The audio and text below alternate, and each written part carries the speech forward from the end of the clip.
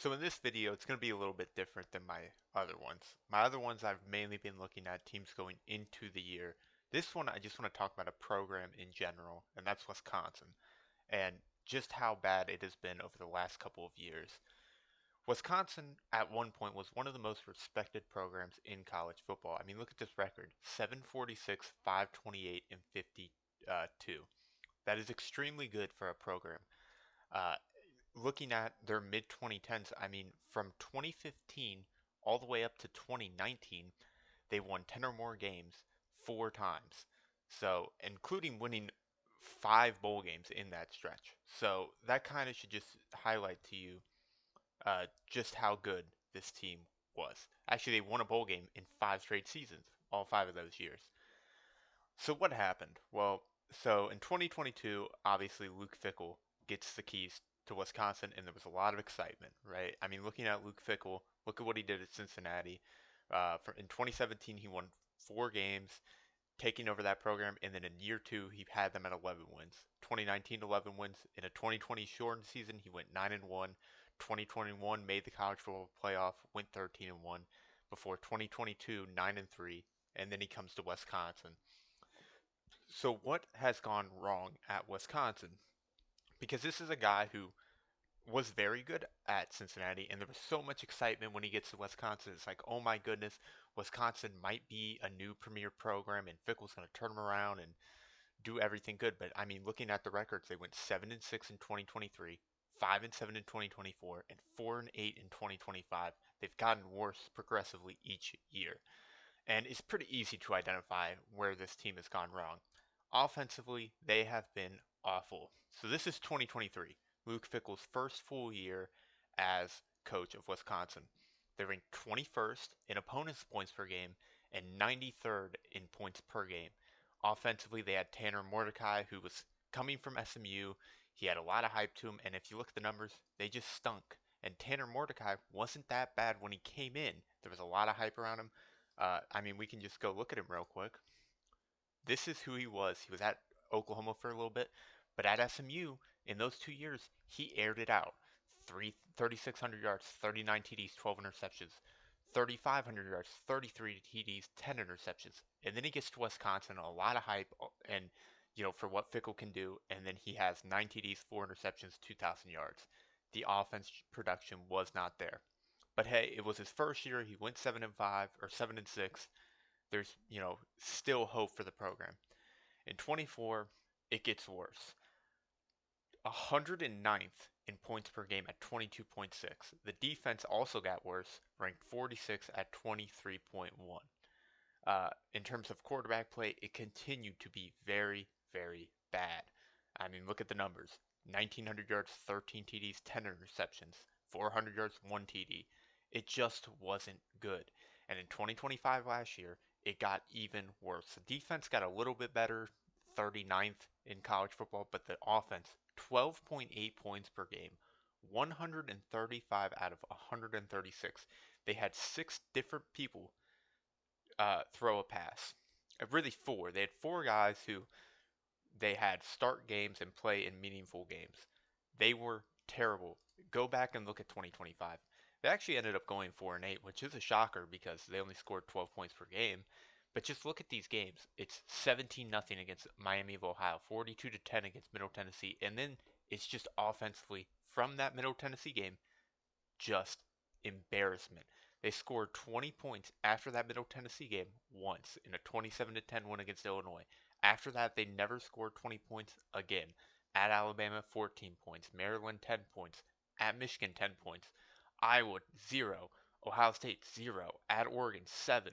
They somehow beat Washington, which, if you remember that game, it was one of the ugliest games I've ever seen. Desmond Williams was terrible, and they won 13-10. They then put up 7 points at Indiana, 27 points against Illinois.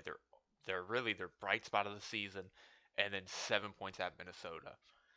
A lot of people thought after, especially after that Minnesota game, that was going to be the nail in the coffin. But they're deciding to bring back Luke Fickell, and to me, that's just such a huge mistake. I mean, again, look at Wisconsin. Look at their history here.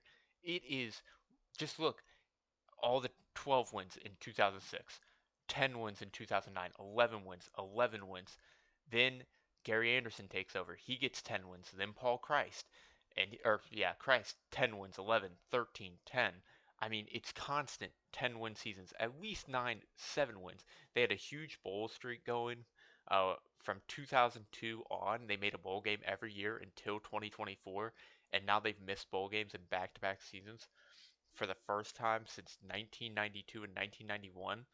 So it's just been such a fall. I mean, look at this stretch here. They made a bowl game every year since 2002. They hadn't missed consecutive bowl games since 1992, which is before most of us were born watching this video, probably, funny enough. And it's just sad. It's sad to see this program fall from such heights. So now let's look at 2026. Can anything change? And the answer, probably not. I mean, I've seen a lot of people have them as ranked high as a super high transfer portal class, and maybe it'll get better, but I just don't see how they are going to turn this offense around when it has gotten progressively worse year after year. They open the season against Notre Dame, then they get Western Illinois and Eastern Michigan. They open up Big Ten play at Penn State. They get Michigan State before a bye week. Then they're at UCLA, USC, at Iowa, Rutgers, at Maryland, at Purdue, and Minnesota.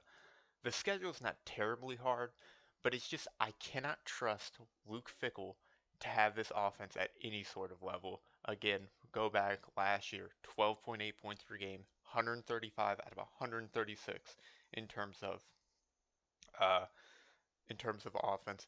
And really, if you look at it, it has not it's not like they're coming in and bringing in some, great player. They're bringing in Colton Joseph, who's going to be their quarterback. So if we go ahead and we look at Colton Joseph, he had success at Old Dominion. He did. If you look here, 6% completion percentage, 2,600 yards, 21 TDs, 10 interceptions. But I go back and I say they've brought in quarterbacks with better stats than this, with better play than this, and they continue to fail. Again, look at the quarterback play last year. Hunter Simmons, 2 TDs, 7 interceptions. Danny O'Neal, 5 TDs, 5 interceptions. Carter Smith, 2 TDs, 1 interception. Billy Edwards Jr. didn't even throw a TD. I mean, it's just, I mean, now that I look at this, they had about 1,500 passing yards between all of them. 9 TDs to 13 interceptions. At a certain point, you have to say, we're not going to blame the quarterback. We're going to blame the team. We're going to blame the coaching staff because. So real quick, the final point I want to make of this video is just if you do have hope for this team because they're bringing in all these transfers, I just want to point one final thing out. So Colton Joseph had some success at Old Dominion, but I want to point out in 2025 they had all these guys come in. And Hunter Simmons, it was his first year there. He was awful. He never played anywhere else before that. But Danny O'Neal played at San Diego State the year before. He was a freshman, 63% completion percentage, 2,000 yards, 12 TDs, 6 interceptions. Okay, he comes to Wisconsin, 600 yards, 5 TDs, 5 interceptions. Not good at all. Carter Smith, he was only at Wisconsin, but Billy Edwards Jr. was at Maryland before this. And again, 65% completion percentage, 2,000 yards, 2,800 yards, 15 TDs, 9 interceptions. That's not very good. However, that's a lot better than the 43% completion percentage and 100 yards he had. Again, he didn't play much. He only, completed 7 for 16. But the point is, and so it's a very small sample size. You really can't even use it. But the point I'm trying to make is I just can't trust that they will bring in the guys to have success. I can't trust Luke Fickell to come in and turn this team around anymore. Again, looking at last year, they put up 20 points in just 2 games. Illinois and Middle Tennessee. They didn't even put up 20 points against Miami of Ohio. So offensively, this team was so bad last year.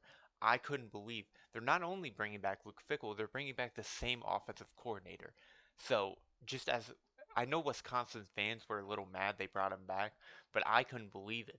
I thought, man, Wisconsin was a program that was consistently good, right? You could bank on them to at least make a bowl game. They'd win 8, 9, 10 games every year, it felt like, in my lifetime. And now they're sitting here, they're looking at maybe a third straight year of bowl or of missing a bowl game.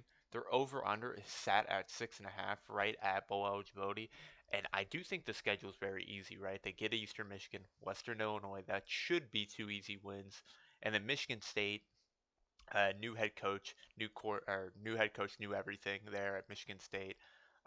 Rutgers is going to have a new quarterback. Maryland struggled last year, but they're bringing some guys back. Purdue, I made a video on. I don't think they're going to be very good. And Minnesota is actually bringing a lot back, but Minnesota is usually right in the middle of the pack. And actually, if you looked at last year, they only lost at Minnesota by 10, so that should be a close-ish game. So it's not like it's impossible for them to make a bowl game. I'm just saying I just can't trust this team to consistently score points. When you only score 20 in two games, I don't care that the schedule was hard last year. It's embarrassing, and it's the fact that they didn't even, as a team, last year, they threw for 9 touchdowns. That's embarrassing. You go to rushing, they had no running back run for over 400 yards. Their leading rusher was 363 yards. So they're not running the ball well. They're not throwing the ball well. And you may say, hey, that's a fluke year. But again, we look at 24. They were 109th rushing the ball. Their leading rusher had 864 yards, followed by 317. So again, not great. At Wisconsin, they're known for, think about when Jonathan Taylor was there. He was crazy good. Like Melvin, Melvin Gordon, right? Like think back in the day with Melvin Gordon at Wisconsin. Like look at the stats he would put up. Like think about like he put up 2,000 yards, 1,000 yards. Then they went to Jonathan Taylor, whose name I can't spell currently. um, Jonathan Taylor of Wisconsin was 1,900 yards, 2,000 yards, 2,000 yards. So it was like, maybe they're not producing, the quarterbacks, but they still have great running backs. And they just don't have it anymore. In 2023, the first year he gets there, probably his best team, they had Braylon Allen, who's had some success in the NFL, 900 yards. He has not had a 1,000-yard rusher. He's not had a quarterback produce anything other than Tanner Mordecai, who was there his first year. He's continued to get worse. So really, to me, I don't care that he's bringing in a good transfer class. I don't care about the changes because he's proven year after year they just don't produce. They continue to hype up the guys he brings in, and he continues to fail. So I do think this will be his last year here at Wisconsin. I thought last year should have been his last year, and I am curious to see who they will hire because I do think Wisconsin still a big time college football program. Maybe this will just be a bad hire, and they'll rebound from it and hire a new guy and get back to the success that they had before Luke Fickle.